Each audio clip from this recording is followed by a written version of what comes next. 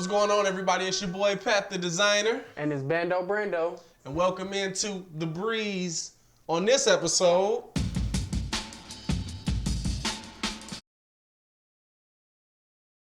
So, the NBA draft this year is going to be some pretty epic players coming in. Yeah, we're going to be expecting some big players from this year. Josh Jackson, Lonzo Ball, Markelle Fultz, what's the boy name? Jason Tatum. Yeah. I mean, would you say this is a year that might shape the future of the NBA?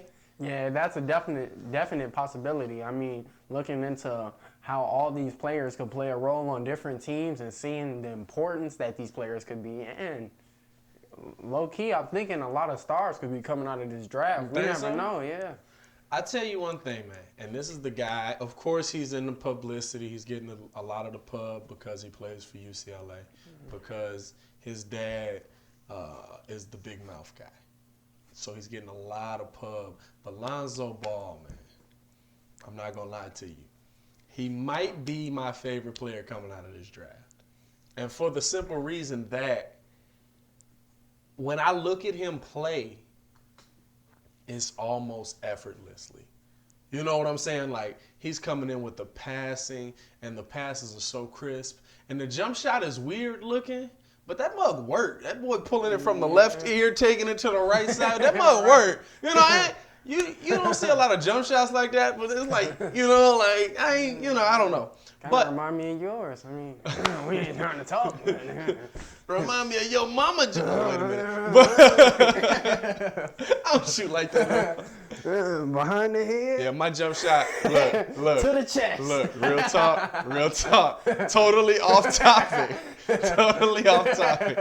My jump shot used to be a mix of Taj Gibson, Carlos Boozer, and Kevin Garnett.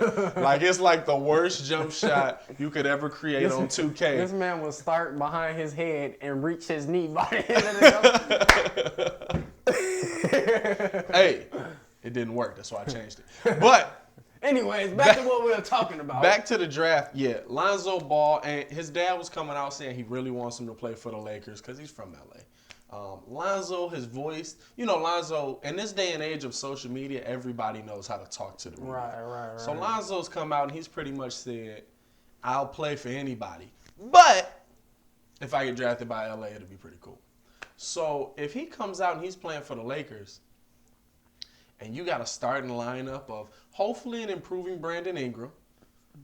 Excuse me. You got been playing good. I mean, he's been playing better, but he's not been playing what we expected from him. I thought he was going to be much better than what he has been. You've got D'Angelo Russell, who, of course, got the ice water in his veins. Okay. You add Lonzo Ball into that. What do you... You can't put him at the 2. So I don't know what you gonna do. Russell's got the shot. Maybe D'Angelo could play the 2. Nah, D'Angelo's the point Or guard. you move Ingram to the 2. Yeah. See, this is the thing. I don't think he. I think it's not so much that. It's that you can switch them off. Saying sometimes you can run Ingram at the 2. Sometimes you can run Lonzo at the 2 because they're both good for that position. D'Angelo Russell's the point guard. There's no doubt about that. He throws dimes, and that's what he does. But having Alonzo at that 2 and Ingram at the 3, that's going to make them big. So I think that he will fit in well as a shooting guard. This is the thing, though. Alonzo got a nice shot. It's not phenomenal, but it's nice. It goes in. It works. This is the thing, though. His passing is so effortless in college. Do you not want to make him the point? I love D'Angelo, but D'Angelo is a volume scorer. D'Angelo can go off of 40. D'Angelo gets his points off setting his team up. If you watch him play, he sets his teammates up so where they have to help out, and then that gets him open. But he's also a shooter, so if you giving him Lonzo Ball think about this, D'Angelo's been playing that point guard spot. So to move him to the 2, how well would he work? It may not work the same. This is the thing too. But Alonzo, who is consistently ran that 2 and has been able to play it efficiently, why wouldn't you set him at the 2 instead of trying to make him run the 1? Well, Lonzo's a point guard. He's just a tall point guard. They make him run the 2 guard a lot. At UCLA? Yes, where he can play that 2 guard, where they can Well, put they him play. in. And They then play they off can, of him, but Lonzo runs that point a lot. well, yeah. Lonzo comes through. He's running the point, but his passing is so. I don't want to say any of the greats right now because it's a new career, but it's Jason Kidd like. Like, you know, how he finds that pass and you're like, oh, snap. Did he just make that pass? It's very much like that. And so when I see him play, it's very effortless. And I think his impact to the Lakers will be big. Of course, he probably not going to start right off the bat. They'll figure it out. They got Luke Walton there. They'll figure out what he's going to be. Well, let's move on. The player that I was thinking about out of this draft was Josh Jackson. Now, Josh Jackson, who is a shooting guard, he's such a good player. He's aggressive. He has a pretty nice shot. I mean, he's a big shooting guard, being 6'8", being able to run from that 2 to 3. So, like, he's always going to fit in on a team. Right. And he's able to move that ball and get to the basket. He's a really good player who I think is very efficient. I mean, he plays tough. He can go get a rebound for you. He can shoot the shot. He's really an overall all-around player. And I really think that he would fit in somewhere like with a Boston or something like that, which is like seriously important because especially Boston, they needing a player like that. But like right now, Josh Smith, I'm looking at him for like the 1 or 2 spot in the draft. Josh Smith. Josh Jackson. Josh Jackson. I hope you ain't drafting Josh Smith. Not again. Not again. No, I like Josh Jackson as a player. He'll probably go high. I think, like you said, Boston is a good place for him. Here's the thing. He's got to add some weight when he gets to the NBA. Like everybody. Everybody's got to add some weight. Yeah. But he's got to add, I think, he's not light. But he's not NBA. He's not NBA guy. heavy. He is tall. So but like if you with anybody else, he'll need to work on that weight. Just like but like you'll bring him in at the 2, and he'll be. I think it's what they need. They need somebody that can shoot, and he's really shown that. I've seen him compared to an Andrew Wiggins type of player.